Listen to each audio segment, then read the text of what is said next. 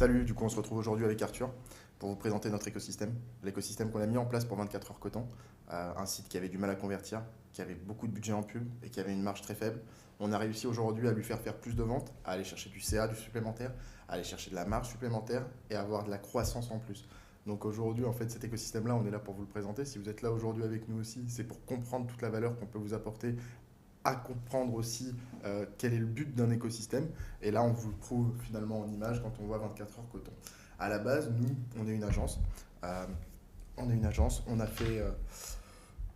a aidé des marques, plusieurs, à passer un certain gap justement par la conversion. Aujourd'hui, on était essentiellement basé là-dessus. On a trouvé toute une énergie et toute une synergie autour d'un écosystème. Et finalement, cet écosystème, on se l'est mis en place. On l'a mis en place avec plusieurs marques. On a fait beaucoup de testing. Et aujourd'hui, on a des partenaires, comme vous pouvez le voir ici. Et on se rend compte que ça fonctionne. Donc cet écosystème, le but c'est de le partager avec vous. On a monté The Foundation pour pouvoir justement partager ces informations-là et que vous puissiez être les premiers finalement à bénéficier de cet accompagnement qui est quelque chose de fondamental finalement. Si vous êtes une marque e-commerce qui veut grimper, qui veut se construire, eh ben, il faut absolument que vous créiez votre écosystème. Et nous, le but c'est de vous partager et de vous donner tous les bons tips pour pouvoir arriver justement à créer le vôtre. Donc, l'écosystème e-commerce, il va se composer de 6 points principaux. D'abord, une offre sur le marché et le client, un point sur l'offre et le site, un point sur l'acquisition et le trafic, hyper important, un point sur la rétention client et le mailing, un point sur la structure des coûts et un dernier point sur le système de croissance que vous pouvez mettre en place. Donc, d'abord, on va commencer avec le marché et les clients. Ce qui est hyper important avec un site et avec une marque au total, c'est d'avoir une audience qui soit ciblée. Si vous parlez à tout le monde ou vous parlez à personne. Donc, il faut définir son audience. Pour ça, il faut regarder si votre audience cible, elle est accessible, elle est rentable et vous pouvez avoir de la récurrence dessus. Accessible dans le sens où vous pouvez aller la contacter facilement. Si votre marque, elle touche des grands-mères de 85 ans, ça va être compliqué de vendre en ligne. Il faut que ça soit rentable pour vous, c'est-à-dire que ça soit une cible qui ait les moyens de payer votre projet. Et il faut qu'il y ait possiblement de la récurrence, soit du rachat produit, soit que vos clients actuels deviennent vos ambassadeurs. Ensuite, il y a l'analyse du marché cible. Donc, vous avez choisi votre marché, maintenant il faut l'analyser. On va regarder d'abord la demande réelle, les concurrents et la différenciation. La demande réelle, il faut regarder par rapport par exemple à Google Trends ou des choses comme ça. Vous pouvez aller voir s'il y a vraiment de la demande sur ça. Et après, vous pouvez regarder aussi vos concurrents. Vos concurrents, il faut voir les concurrents les plus ciblés possibles. Il faut que ce soit les plus directs possibles. C'est-à-dire, si vous regardez un concurrent qui fait 100 000 fois votre chiffre d'affaires, ça ne sert à rien. Et ensuite, il faut avoir votre élément de différenciation. Comment vous pouvez vous différencier par rapport au marché aujourd'hui? Ça peut être une différence tarifaire, basse ou haute. Ça peut être une différence de positionnement, de valeur, d'engagement, etc.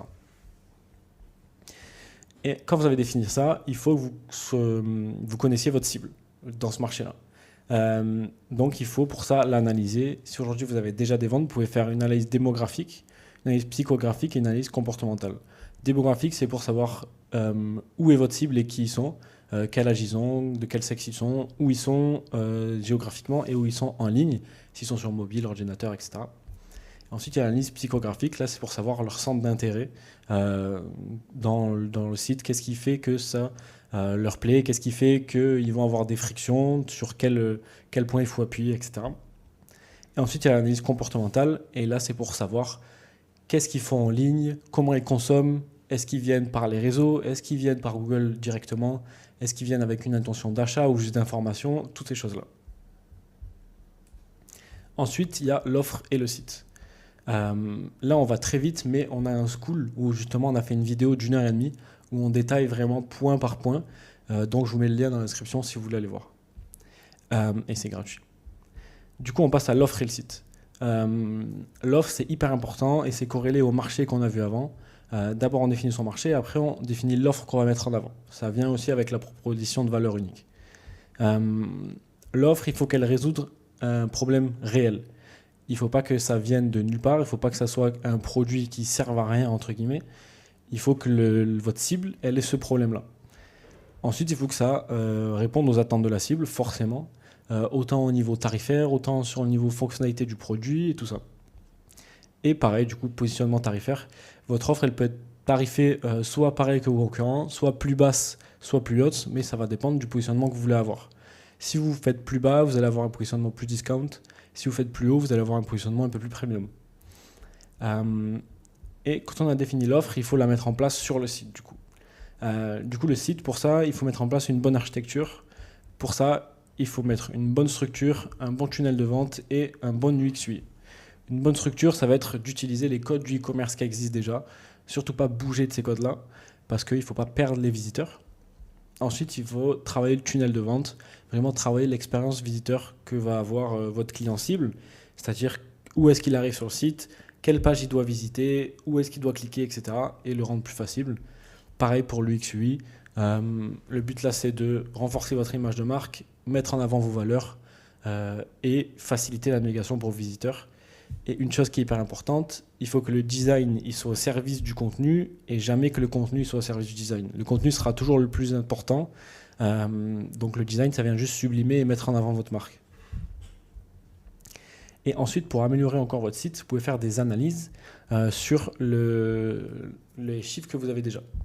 Par exemple, vous pouvez regarder le taux d'ajout au panier, le taux d'arrivée au paiement, le taux de finalisation, le taux de rebond ou le panier moyen, par exemple. Et toutes ces métriques-là, si vous les recoupez ensemble, vous allez pouvoir tirer des conclusions. Par exemple, si vous avez un mauvais taux d'ajout au panier, par exemple, vous avez 3% d'ajout au panier, c'est un très mauvais taux. Et là, il faut donner l'envie. Du coup, vous savez que les gens ne cliquent pas sur le bouton d'ajout. Donc, il faut donner l'envie de cliquer sur ce bouton-là. Ça peut passer par refaire des photos produits, ça peut passer par mettre mieux en avant les valeurs produits, mettre mieux en avant les problématiques sur lesquelles le produit résout. Potentiellement mettre plus en avant le prix, en tout cas plein de choses, mais qui vont faire en sorte que le client il va cliquer sur le bouton d'ajout au panier. Et vous pouvez faire ça sur toutes les métriques que vous pouvez avoir sur votre site. Ensuite, on va regarder l'acquisition et le trafic. L'acquisition, c'est hyper important parce que c'est ça qui va vous faire vendre, en fait. Vous pouvez avoir un bon marché cible, un bon positionnement sur votre offre et un bon site. Si vous n'avez personne dessus, ça ne va jamais marcher. Donc, il faut faire de l'acquisition. On va voir ça en 2 points. D'abord, l'acquisition paid et l'acquisition organique. Le paid, donc, c'est la publicité. Ça peut être via Snapchat, Meta, TikTok, Pinterest ou Google ou tout autre réseau où vous faites la publicité, en fait. Et ce qui est important avec tous ces réseaux-là, c'est qu'il faut gérer votre budget, faire des bonnes créatives et mettre en place correctement. Gérer votre budget dans le sens où si vous cramez tout votre argent sur une pub qui ne fonctionne pas, du coup, vous n'allez pas être rentable et ça ne va pas être intéressant pour vous. Même si vous avez un bon marché, même si vous avez un bon site, si vous faites une pub, vous avez trop de budget sur une pub qui ne fonctionne pas, ça ne va pas être rentable, vous allez perdre de l'argent. Pareil sur les créatives, du coup, ça revient sur ça. Il faut faire des bonnes créatives. Une créative, c'est ce que vous allez mettre en avant sur la pub. Ça peut être une vidéo, une photo, un carrousel, une image produit, des choses comme ça. Une bonne créative, ça ne veut pas forcément dire qu'elle est bien produite ou belle. Ça veut juste dire qu'elle correspond à l'attente de votre cible. Elle correspond soit en mettre en avant les frustrations, soit mettre en avant les bénéfices produits, ou tout ce qui peut correspondre à votre cible en tout cas. Et ensuite, il y a la mise en place. Donc, comment vous allez mettre en place ça ? Comment vous allez choisir déjà si vous allez sur Snapchat, si vous allez sur Meta, si vous allez sur TikTok, Pinterest, etc. Selon votre marché et votre cible, vous pouvez adresser de différentes manières la publicité. Et ça, c'est important de le prendre en compte aussi. Pour ça, vous pouvez aller voir vos concurrents, par exemple, ce qu'ils font. Ça pourra vous aider. Ensuite, quand on a ça, sur la publicité payante, on passe à la publicité organique. La publicité organique, ça va être soit du SEO, soit travailler vos réseaux sociaux. Là, on va se concentrer sur le SEO. Le SEO, c'est important parce que ça va vous permettre d'avoir du trafic cumulatif. C'est-à-dire que vous allez avoir du trafic qui va se cumuler dans le temps vis-à-vis de la publicité. Vous allez avoir du trafic que quand vous payez. Donc ça, c'est un bon point, c'est un vrai atout pour l'organique. Mais pour travailler ça, du coup, il faut faire de la création de contenu sur votre site. C'est-à-dire, par exemple, si vous créez un blog avec des articles dessus qui sont intéressants pour votre site, vous pouvez aussi créer des pages en plus, des pages comparatives, des choses comme ça qui vont créer du contenu autour de votre produit, autour de vos engagements. Ensuite, il faut mettre en avant votre image de marque. Ça, c'est important, surtout sur les réseaux sociaux, mais aussi sur le SEO. Mettre en avant la plus-value que vous avez sur les valeurs que vous dégagez, l'engagement que vous avez, quelles problématiques vous voulez résoudre avec votre produit, mais quels problèmes vous adressez aussi avec votre marque. Il faut le mettre en avant pour que ça crée vraiment une émulsion autour de votre marque quand les visiteurs y vont dessus. Et ensuite, du coup, voilà, comme on a parlé tout à l'heure, mettre en place un blog, c'est hyper important. Vous pouvez faire des articles qui sont haut de funnel ou bas de funnel.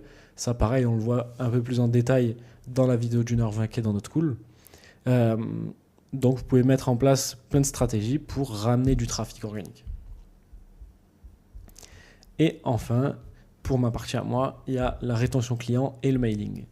La rétention client, c'est hyper important parce que ça va vous permettre de gagner de l'argent sans investir encore en acquisition de trafic. Donc c'est hyper rentable pour vous et en plus ça fait des clients qui sont hyper engagés et donc qui deviennent vos ambassadeurs. Et pour faire ça, il faut mettre en place du mailing. Donc on va voir comment faire. Déjà, il faut avoir des choses à partager parce que votre client, même s'il est satisfait de votre produit quand il a reçu, il faut qu'il soit impliqué dans la marque. Il faut qu'il comprenne vos engagements, il comprenne les problèmes que vous résolvez avec votre marque, les problèmes que vous combattez aussi. Donc il faut définir vos engagements, clarifier la mission et créer des rituels éditoriaux. Les rituels éditoriaux, c'est par exemple chaque semaine vous allez faire des behind the scenes ou alors chaque semaine vous allez parler de vos problématiques, vous allez comparer un nouveau produit, des choses comme ça qui vont engager du coup vos clients. Pour ça, vous pouvez mettre en place des emails. C'est un moyen simple d'augmenter la valeur produit, la valeur client, pardon. Parce que du coup, vous avez déjà cette base mail là, il faut juste l'activer. Vous pouvez vendre sans pub, comme j'ai dit juste avant, et surtout, ça crée un club. Un club, c'est vos visiteurs engagés qui vous suivent à travers la marque. Vous pouvez mettre quelques séquences mail comme un welcome flow. Qu'est-ce qui va se passer quand il va s'inscrire à votre site, quand il va s'inscrire à votre newsletter, par exemple. Vous pouvez faire une séquence mail d'abandon de panier, ça c'est plus pour de l'acquisition. Et après, ce qui est hyper important, c'est une séquence de post-achat. Qu'est-ce qui va se passer après l'achat? Est-ce que vous allez lui envoyer un remerciement, une demande d'avis? Est-ce que vous allez envoyer un coup de réduction, un promo de réduction pour un nouvel achat? Est-ce que vous allez envoyer vos valeurs? Est-ce que vous allez envoyer des choses comme ça pour pouvoir l'engager un peu plus? Pareil sur la réactivation. Si ça fait X mois qu'il n'a pas recommandé, comment on fait pour le réactiver? Il faut lui envoyer les valeurs, les engagements, potentiellement mettre en avant une nouveauté, une saisonnalité, des choses comme ça. Et ensuite, il y a toute la partie éducation et storytelling. Là, c'est vraiment comment créer une image de marque forte et mettre de l'incentive sur vos clients. Mettre en avant vos engagements, toujours pareil, vos engagements, vos valeurs, le problème que vous résolvez, le problème que vous attaquez, etc. Merci Arthur pour toute cette valeur que tu nous as donnée. Du coup, c'était hyper intéressant, assez clair. Et je pense qu'on peut revenir sur tous ces points sur notre vidéo School de toute façon, qui est beaucoup plus longue et qui va être vraiment beaucoup plus complète que ce qui a pu être dit là. Du coup, moi, pour ma partie, donc on va faire 2 points, donc une sur la structure des coûts et l'autre sur le système de croissance. En fait, la structure des coûts, comme son nom l'indique, c'est essentiel finalement quand tu crées une marque, quand tu crées un business, pour créer en fait ta rentabilité, pour voir où finalement où va ton argent. Et donc, il faut structurer tout ça. Donc que ce soit de la marge au panier moyen, au coût d'acquisition par client ou de la valeur active par client. Ce que j'aime bien dire quand je dis valeur active par client, c'est LTV en fait, lifetime value. Donc en fait, c'est quelle est la valeur sur le temps de ton client. Et en fait, il faut réellement tout structurer par des outils de suivi, ce qui te permet finalement d'avoir vraiment une action concrète et durable sur ton business, c'est-à-dire que tu vas pouvoir voir où est-ce que ça te coûte, comment ça te coûte. Donc quand on parle de marge, ça va pouvoir être sur tout l'aspect production, sur tout l'aspect fournisseur, sur tout l'aspect matière première. Enfin, il faut vraiment pouvoir tout calculer parce qu'un centime qui est mis à droite ou à gauche, on peut se dire que c'est rien, mais quand tu vas croître et que tu vas grandir, et ben finalement, ce 1 centime se transforme très vite en centaines, voire des milliers d'euros. Et du coup, en fait, il faut absolument pouvoir maîtriser tous ces coûts-là.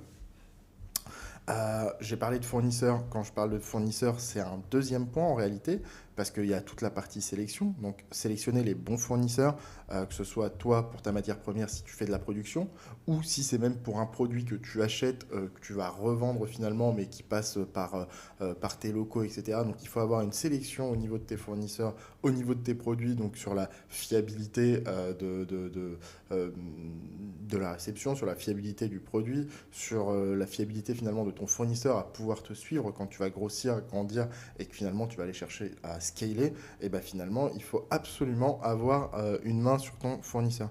La négociation qui est qui est un pilier essentiel, mais tout ça, en fait, dans le school, on y revient d'une façon beaucoup plus concrète et plus approfondie.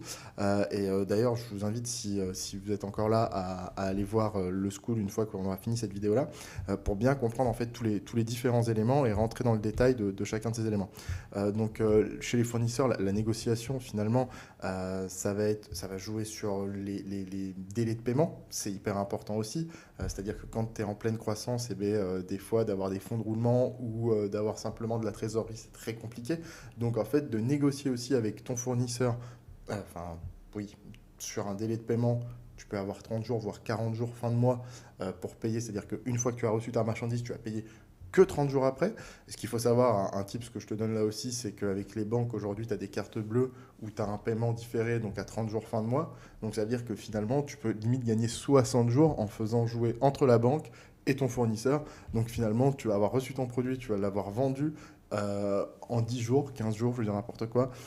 Et au final, tu vas avoir 40 jours de battement, donc sur lequel tu peux aussi jouer avec cette trésorerie-là qui te permet soit de réinvestir dans du stock directement, soit de réinvestir dans de la croissance immédiate en faisant de l'ADS, de la pub, des choses comme ça, comme ce qu'Arthur a pu te donner comme élément avant.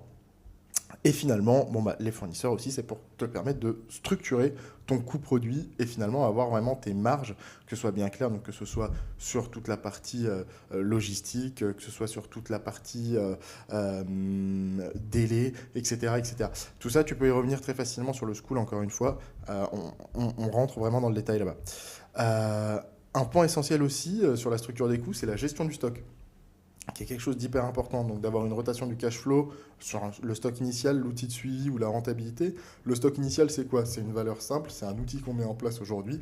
C'est qu'il ne faut pas avoir plus de 30 jours de stock. C'est-à-dire que finalement, quand tu vas stocker ton stock, voilà, faut te dire que quelle est ma part de vente sur 30 jours et comment est-ce que je vais pouvoir le maîtriser. Et à la limite, tu fais du testing, c'est-à-dire que plus tu vas investir, plus tu vas augmenter à minima ton stock, mais il faut vraiment y aller par phase, par testing. Ça aussi, on y revient beaucoup plus précisément dans notre school.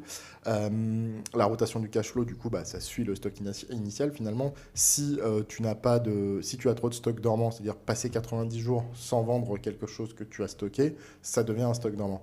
Du coup, ce stock-là, il te coûte de l'argent, alors que cet argent-là pourrait te permettre de réinvestir et finalement de vendre plus, de créer une meilleure croissance. Donc c'est pour ça que c'est important finalement d'avoir tout cet écosystème aussi.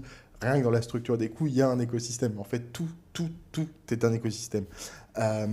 L'outil de suivi, mais en fait, sans outil de suivi, tu ne peux pas maîtriser ça. Tu ne sais pas combien de temps tu vas garder ton stock, tu ne sais pas combien de temps, combien est-ce que tu vends par mois. Enfin, tout ce qui est outil de suivi, et ça peut être des choses très simples au départ, hein. Ça peut être un Excel, un Notion ou des choses comme ça, pour lesquelles tu vas rentrer toutes ces informations. D'ailleurs, sur le school, je te donnerai peut-être plus tard c'est même pas peut-être, c'est certain, je te donnerai plus tard des outils simples pour faire une gestion hyper simplifiée et avoir une visibilité dessus. Et donc finalement la rentabilité. Donc ces 3 points-là amènent sur la rentabilité. Et donc une fois que tu as calculé ta rentabilité, c'est là où tu vois les différents leviers que tu peux avoir justement pour pouvoir investir sur les précédents points qu'Arthur a présenté. Finalement, c'est là où ça va être hyper intéressant. Et j'aime bien dire que scaler, tout le monde aime l'utiliser ce mot-là, mais en fait scaler ça peut tuer ta marque parce qu'en fait c'est une loupe, c'est une loupe sur tes problématiques. Parce que scaler finalement un système qui ne fonctionne pas, où on a l'impression juste qu'il fonctionne au départ, ça peut te tuer réellement ta marque. C'est-à-dire que quand tu fais une erreur avec 100 euros d'ads par jour, c'est pas comme quand tu fais une erreur avec 1000 euros d'ads par jour. Ça te coûte 1000 euros par jour. C'est vraiment impactant.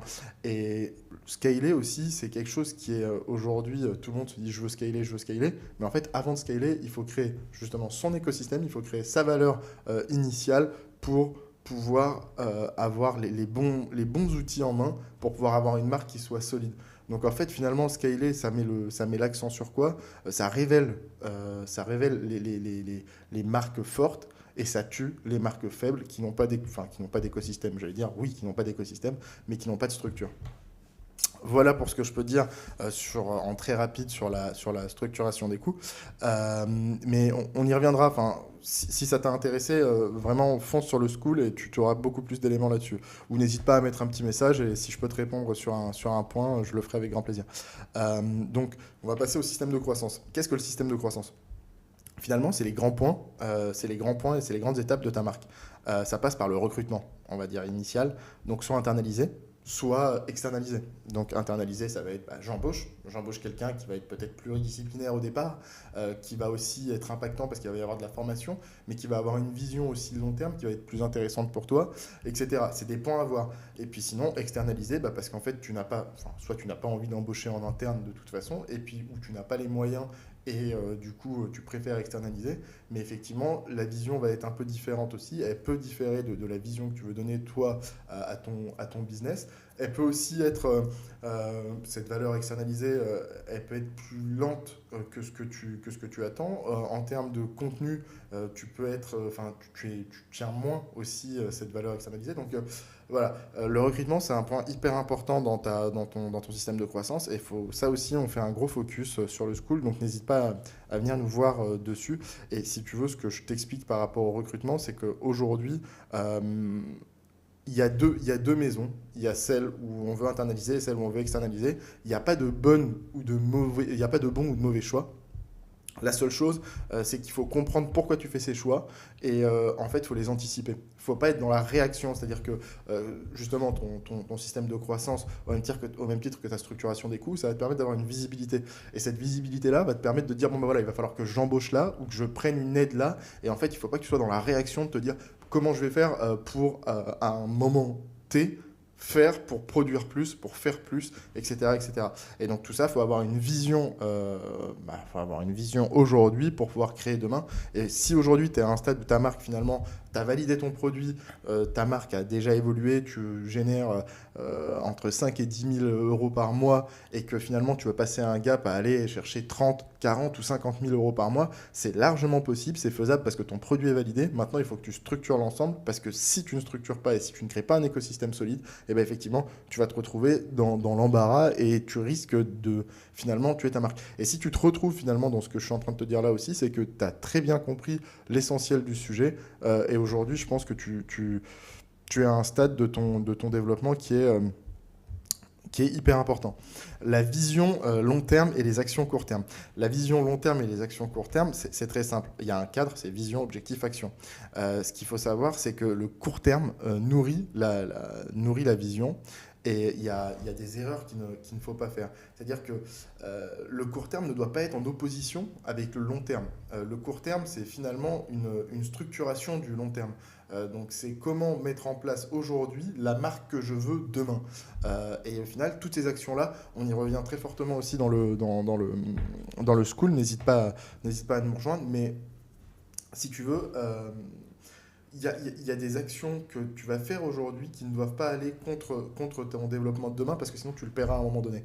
Quand je dis tu le paieras, c'est que tu ne vas pas avoir... Tu dois avoir un cap et tu dois t'y tenir. Et en fait, tu dois créer un rétro-planning pour ce cap-là. Et c'est hyper important. Maintenant, je vais parler des outils très rapides. Finalement, dans les outils, qu'est-ce qu'on a? On a le plan de croissance inversé, le cockpit de pilotage e-commerce et le système d'alignement hebdo. Bon, les outils, c'est le plus important pour moi aujourd'hui. Quand tu veux structurer tes coûts, je reviens sur le poste d'avant, ou si tu veux créer ton système de croissance, et ben si es clair avec tes besoins, et ben tu as besoin d'une vraie boîte à outils. Dans cette boîte à outils, tu vas trouver donc des tableaux, tu vas trouver des suivis, des choses comme ça qui vont être essentielles pour finalement créer un business qui soit viable sur le long terme.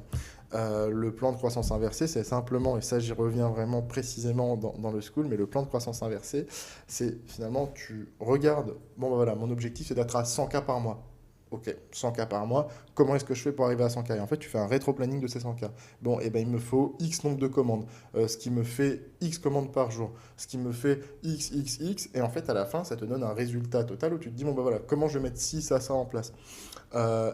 ça, une fois que tu as créé ton plan de croissance inversée, tu vas mettre un cockpit de pilotage pour ton e-commerce. Donc tu vas te dire, bon, eh ben, j'ai ça. Donc maintenant, il faut que je crée les outils, il faut que je me crée mon tableau de bord avec tous les outils, tous les radars, tous les éléments qui vont me permettre d'arriver à ce plan de croissance inversée. Et c'est marrant parce que je le présente aussi à l'envers là aujourd'hui.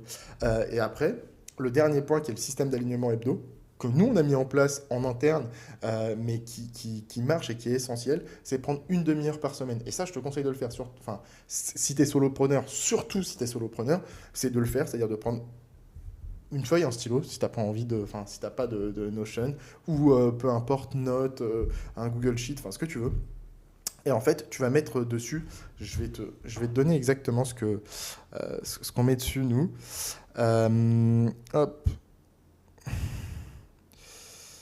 Hop, hop, excuse-moi, je retrouve juste... C'est très simple, en plus c'est des questions que tu vas te prendre en très rapide.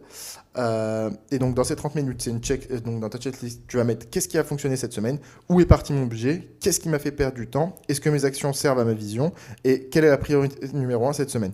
Et finalement, en fait, ça te permet de ne pas avancer à l'aveugle, et ça, tu le fais, mais vraiment, ça te donne de la clarté maximale, et au final... C'est 30 minutes, mais c'est pas 30 minutes perdues. En fait, c'est 30 minutes qui vont orienter ta semaine suivante, qui vont orienter certainement même ta marque sur du long terme.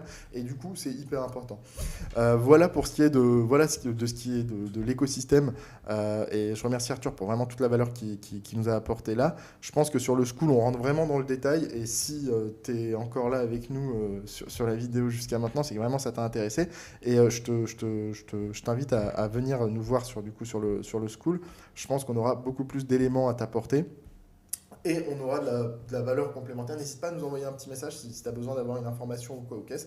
Le but, c'est vraiment de partager avec toi en fait, ces écosystèmes qu'on met en place et qu'on partage pour nos partenaires. Eh bien, écoute, on se retrouve bientôt en tout cas et à bientôt.